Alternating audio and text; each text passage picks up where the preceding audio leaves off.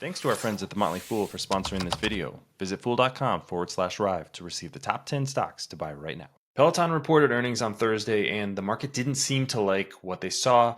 The stock's down about 14% as I'm recording. But was the quarter really that bad, and is it really time to sell off Peloton? Well, I think there was actually a few positives. And if you're a long-term investor, Peloton actually looks more attractive today than it did yesterday. Let me get to exactly why I think that.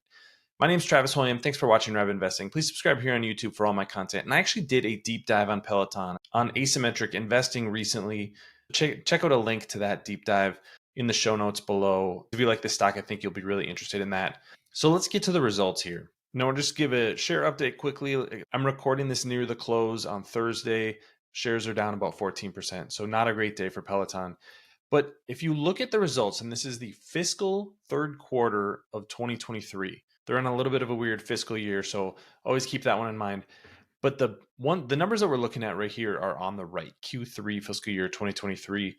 And just to frame how I view Peloton, what I want to see is member growth or connected fitness subscriber growth. So the number of people that are using the platform, the revenue that they're generating from those subscriptions, and then how much money the company has to spend from a hardware perspective to get those customers. So this is very much a razor blade model. How much are you losing on the razor or the hardware that you're selling to be able to sell razor blades on a regular basis? That's the framing. And that's why I think this number right here was actually pretty good for the quarter. 3.107 million connected fitness subscribers, gained about 74,000 subscribers in the quarter. And that's up 2% from a year ago. So given everything that's going on in the economy with interest rates, with gyms opening up again, people are still paying for their Peloton subscriptions and are actually adding subscriptions at a pretty decent clip right now. Now, management did say that will likely go negative this coming quarter. The simple reason is it's summer in North America, and this is the time of the year that Peloton loses a handful of subscriptions, and so it's not the best time to be investing in getting new subscribers. That's why they're going to put off some of that investment until later in the year. So just keep that in mind, that this number is going to fluctuate, the number of customers coming in the door. And next quarter, it's going to be down, but that will likely reverse later in the year as we get to a little bit colder months. The other number to keep an eye on here is ending app subscribers. So this is people who just subscribe to the app, not the full service that would include having something like a bike or a treadmill. In the future, I think this is going to be where we're going to watch really closely. But Peloton is redoing its app and said that it's going to be launching pretty soon a new cost structure that will allow people to have limited access to certain classes if they just subscribe on the app, or the full suite of services if you have something like the bike and the full connected fitness subscription. So for right now, this number's flat. That's not all that surprising, but just wanted to note that. The other thing to keep an eye on is subscription revenue growth of 3% quarter over quarter. So that means if connected fitness subscribers are up 2% and revenue is up 3%, that means Peloton's pushing a little bit on prices. And that was up 15% from a year ago. Again, subscribers only up 5%. So prices have been moving a little bit higher. As a result, margins are really strong on the subscription side. That's what we see right here at the bottom, 72.3%. This is where we want to see growth, is in subscriptions, because that's going to drive the financials for the business. The hardware side of things, which is what Peloton calls this connected fitness product revenue, $324.1 million. That was down 15% from a quarter ago and 45% from a year ago.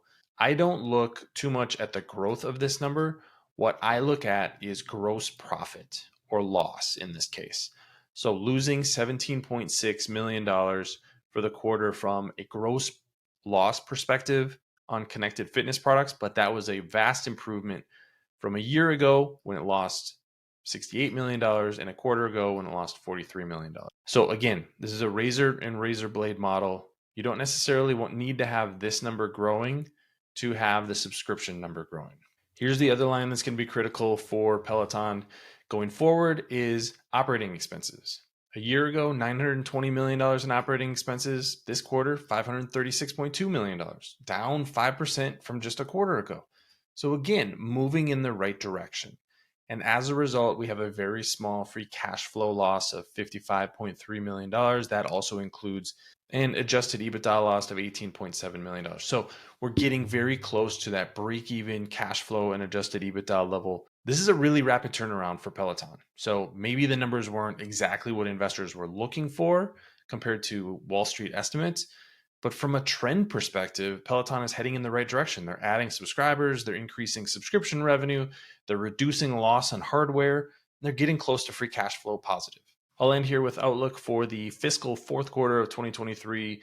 Like I said, subscriptions expected to be down just a little bit. So down 1% quarter over quarter. Revenue expected to also be down, but again, this is going to be because of a decline in hardware sales, not because of a decline in subscription sales. As a result, gross margin overall is going to be going up, expected to be about 41%. That's because there's going to be a bigger percentage of sales that are going to be those subscriptions that are high margin and a smaller percentage of hardware sales. So kind of a little bit confusing as far as revenue goes and its impact on the bottom line. Actually, higher sales would lead to bigger losses. Adjusted EBITDA, negative 25 million to negative 10 million.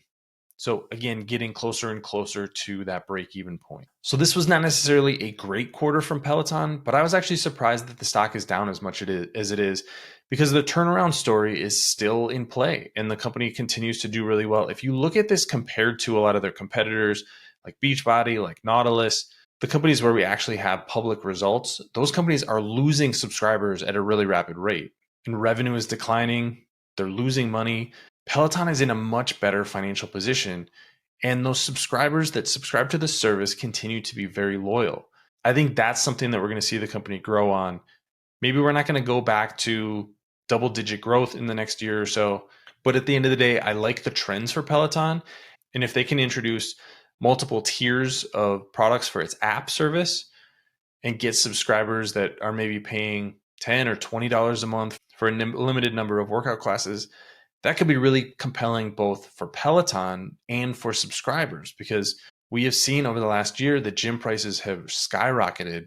So now Peloton is suddenly this really compelling service for only $44 a month for the full suite of services, and then maybe even less than that for just app access. I still think the long-term story for Peloton continues to be very positive. I like this stock. I bought a little bit earlier this week. I will look to buy more in the near future, but you have to take a long-term view on Peloton because we simply don't know what things are going to look like quarter to quarter. We just want to see those long-term trends heading in the right direction, and that's what I saw this quarter. But what do you think about the results? Leave your comments in the comment section below. Don't forget to follow Rive Investing and check out that deep dive I wrote on asymmetric investing. Thanks for watching, everybody. See you here next time.